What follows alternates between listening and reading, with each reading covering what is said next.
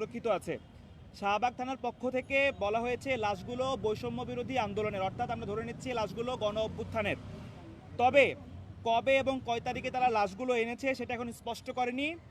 আমরা গণ অভ্যুত্থান সেলের পক্ষ থেকে জানাচ্ছি উল্লেখিত বয়সের কেউ যদি মিসিং থাকেন তবে তারা এবং তার পরিবারের সদস্যরা জুলাই গণ অভ্যুত্থান বিষয়ক সেলে যোগাযোগ করার জন্য আমরা এই লাশগুলো তার পরিবারের কাছে ফিরিয়ে দেওয়ার জন্য সর্বাত্মক চেষ্টা করব।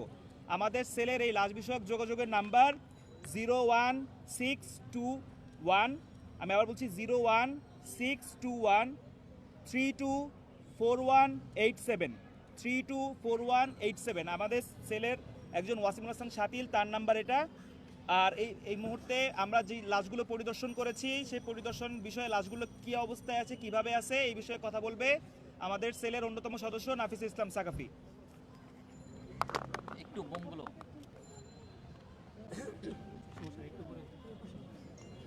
আচ্ছা, আমরা সকালে লাশগুলো হচ্ছে ফরেনসিক হিমাগারে দেখেছি।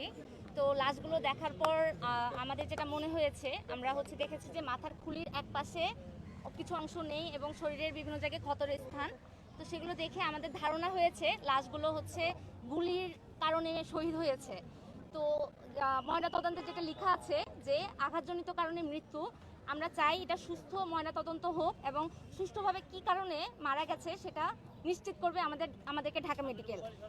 আর আমরা হচ্ছে ময়নাতদন্ত রেজিস্টার যেটা আছে সেখানে গিয়েছি, কত তারিখে আনা হয়েছে, কবে আনা হয়েছে, কোথা থেকে আনা হয়েছে, এ ধরনের যে তথ্যগুলো আমাদের প্রয়োজন ছিল সেগুলোর জন্য যোগাযোগ করি এবং তারা আমাদেরকে তথ্যগুলো দেওয়ার জন্য কোনো আগ্রহ প্রকাশ করেনি ঢাকা মেডিকেল। আর ঢাকা মেডিকেলের ডিরেক্টরের সাথে আমরা যোগাযোগ করার চেষ্টা করেছি, কিন্তু ডিরেক্টরকে আমরা আজকে পাইনি।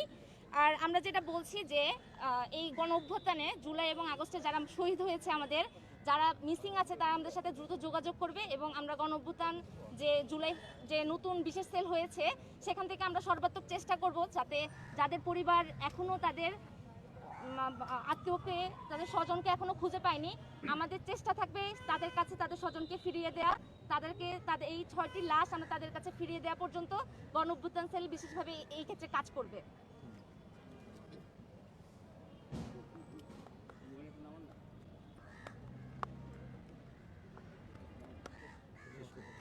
কোনো প্রশ্ন আছে? কেউ প্রশ্ন করবে? না, আমাদের আর কোনো কিছু না। আমাদের কথা শেষ। কোনো প্রশ্ন থাকলে করতে পারেন। আপনাদের মিডিয়া সেলে এমন কোনো শাহবাগে কি মামলা হয়েছে? শাহবাগ থানায়? না না, মামলা তো বলে না। পরিবারের স্বজন হারানোর এরকম কোনো লিস্ট আগে থেকে ছিল? আচ্ছা, অজ্ঞাতনামায় কি শাহবাগ থানায় কোনো মামলা হয়েছে এই যে 6 জনের?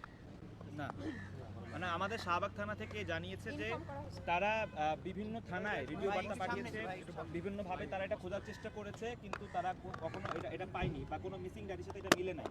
এবং তারা জানিয়েছে প্রতিদিনই আমরা জিজ্ঞেস করেছিলাম যে অনেক লাশে তো আঞ্জুমানে চলে গিয়েছে, এটা কেন আপনারা কেন রেখে দিয়েছেন?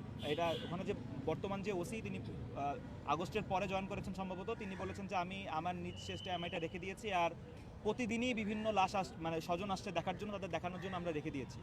সো আমাদেরকে এটা তারা বলেছে যে যত দ্রুত সম্ভব আমরা যেন এটা মিডিয়ার মাধ্যমে এবং আমাদের বিভিন্ন চ্যানেলের মাধ্যমে এটা প্রচার করি।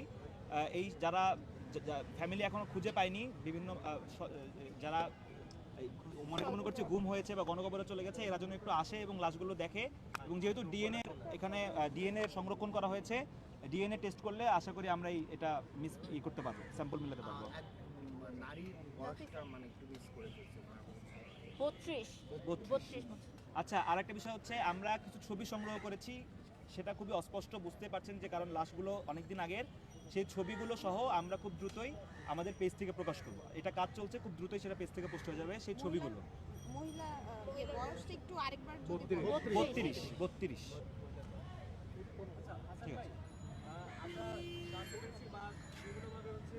ঠিক আছে। একটু জোরে বলেন। আন্দোলনের সময় ছাত্রদের কিন্তু তারা হচ্ছে মেডিকেলে ভর্তি হয়েছিল, তো তারাও আহতদের তালিকায় দিয়েছে। এই বিষয়ে আপনাদের দিবে কিনা বা কারো আমাদের সেলের এই কাজটাই হবে, আহতদের তালিকা, শহীদ তালিকা পূর্ণাঙ্গ করা এবং তালিকার মধ্যে যে বিভিন্ন যারা মানবাধিকার বিরোধী অপরাধী, যারা জুলাই গণহত্যায় আমাদের উপরে আঘাত করেছিল, এরকম কেউ যদি চলে আসে আমরা এটা এখান থেকে বের করার জন্য সুপারিশ করব। এবং যারা তালিকার মধ্যে তাদের স্থান দিল, এদেরকে বিচারের আওতার জন্য এবং পুনঃতদন্ত করার জন্য আমরা কাজ করব। আমাদের সেলের কাজই হচ্ছে এগুলো। আপনারা এখন পর্যন্ত কোনো প্রোগ্রামের সমন্বয়কদের নাম তালিকা পেয়েছেন কিনা, বিভিন্ন জায়গায় চাঁদাবাজির অভিযোগ এরকম পেয়েছেন? আমাদের সেলের বয়স মাত্র 2 দিন। আমরা প্রথম দিন নিজেরা মিটিং করলাম, দ্বিতীয় দিন ঢাকা মেডিকেলে এসে এটা করলাম। আপনারা দোয়া করেন এই সেল এই 6 মাসে যেই জায়গায় ব্যর্থ হয়েছে বৈষম্য বিরোধী ছাত্র আন্দোলন বা অন্তর্বর্তীকালীন সরকার বা শহীদ পরিবার আহতদের যেই ব্যর্থ হয়েছে, আমরা সেসব জায়গায় কাজ করছি। আপনাদের সঙ্গে আবারও দেখা হবে, বারবার দেখা হবে। Thank you.